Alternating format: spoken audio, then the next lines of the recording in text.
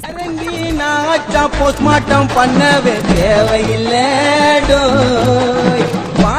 பாட்டெல்லாம் தனித்தனியா பிரிச்சு வைப்பேன் டாக்டருக்கு வேலை இல்ல என்ன எவனாச்சா செட் பண்ணா மறுநாள் செதச்சிடுவேன் சந்திரி பண்ணாம மக்சல்ல தூக்கின்னு போய் குழி தோண்டி புதைச்சிடுவேன்